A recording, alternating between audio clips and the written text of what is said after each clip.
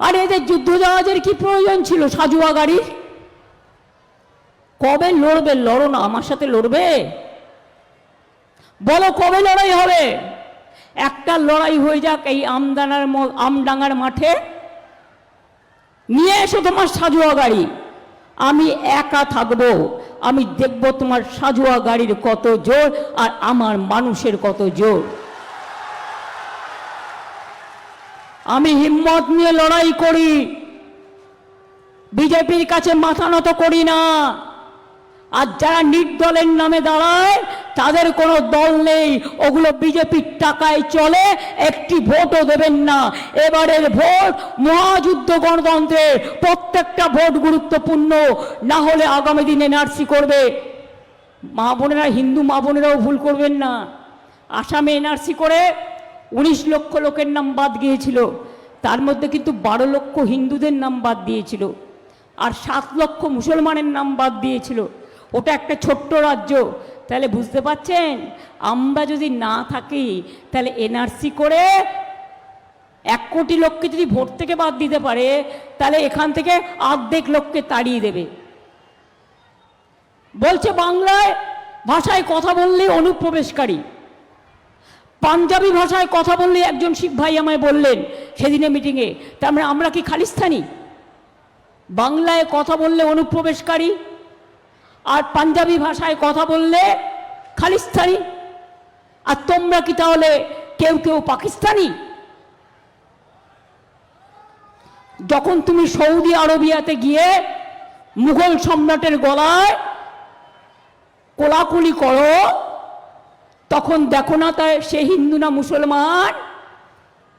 যখন তুমি দুবাই যাও, কোলাকুলি করে একসাথে খাও, তখন দেখো না হিন্দু কিংবা মুসলমান?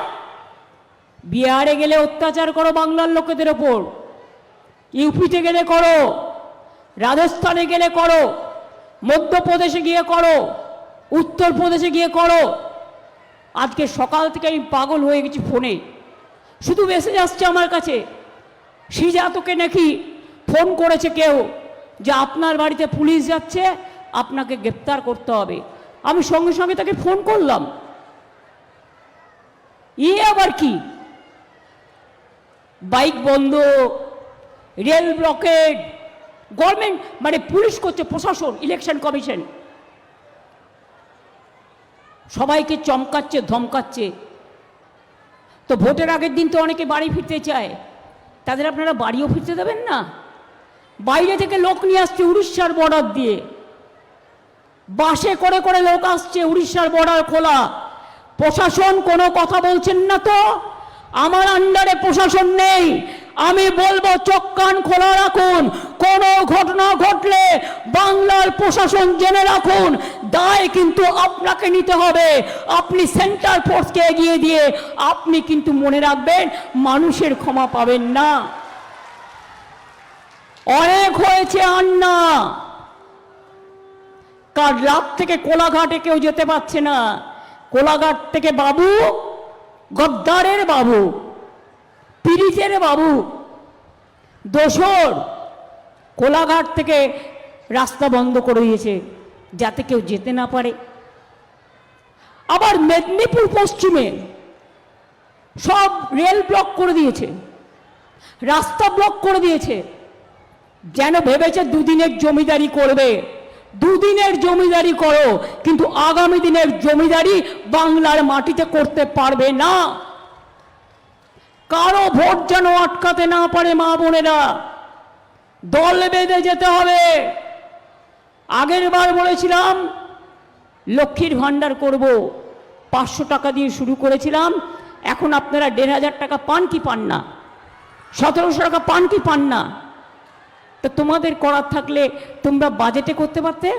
তোমার বাজেট আমার বাজেট তো প্রায় এক সময় হয়েছে, আমরা বাজেটে করে মার্চ মাস থেকে টাকা দিতে শুরু করেছি। তোমাকে এখন ফর্ম ফিল আপ করতে হচ্ছে কেন? ভাতা দেওয়ার জন্য? প্রতিবাদ তোমরা তাই করো, মিথ্যে কথা বলা, অপপ্রচার করা, ভাগাভাগি করা, এটা তোমাদের নোংরা খেলা। আর আমরা খেলি দুরন্ত খেলা, ফুটবল খেলি, ক্রিকেট খেলি, হাউডুডু খেলি, কাবাডি খেলি, সুইমিং খেলি, টেনিস খেলি, ব্যাডমিন্টন খেলি। আর বিজেপি যখন লড়তে আসে আর তার যারা দোসর আছে, আমরা তখন দুরন্ত খেলা খেলি। আমাদের হারানো এত সহজ নয়। আগেরবার বলেছিলাম স্বাস্থ্যসাথী করব, করেছিলাম। আগেরবার বলেছিলাম দুয়ারে সরকার করব, করেছিলাম। আগেরবার বলেছিলাম 10 লাখ টাকার স্টুডেন্টদের জন্য স্মার্ট কার্ড দেব, দিয়েছিলাম। এবার বলবো লক্ষ্মীর ভাণ্ডার আমাদের সরকার চিরদিন আপনাদের দেবে, কারণ আপনারা আমার ঘরের মা, কেউ আম্মা, কেউ মাদার, সারা জীবন পাবেন, কেউ বন্ধ করতে পারবে না। আপনারা আমার উপহার, আপনার আমার মা, আম্মা, মাদার। মা ছাড়া সংসার চলে না, বোন ছাড়া সংসার চলে না। ভাইয়ের হাতে বোন রাখি বন্ধন করে, ভাইয়ের হাতে বোন তিলকটা পরিয়ে দেয়। রমজান মাসে আপনারা ঈদ করেন, ইফতারের খাবারটা মা বোনেরা জুগিয়ে দেয়।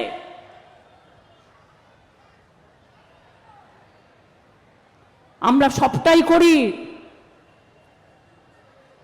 আমডাঙ্গায় আরো যাতে উন্নয়ন হয়, কাশেমকে জেতার, ও খুব সেকুলার ছেলে, ও আমাকে ফুলফুলা শরীফে নিয়ে গিয়েছিল একটা ইফতারে। তখন আমাকে অনুরোধ করেছিল, আমি রাফাকার ভাইকে আমি যোগ্য সম্মান দিয়ে কাজে লাগাবো। শুধু এটা একটা দরকার অনুরোধ ছিল বলে আমি করেছি। বাট নিশ্চিন্তে থাকো তুমি, তোমাকে আমার যা সম্মান দেয়ার আমি নিশ্চয়ই দেবো। সবাই একসাথে কাজ করো। এবার বলি, যুবসাথী যে স্কিম চলছে, চলবে, আর প্রত্যেককে চাকরি খুঁজে দেওয়ার দায়িত্ব আমাদের। আরও যদি কেউ অ্যাপ্লাই করেছেন পাননি, তারাও পেয়ে যাবেন।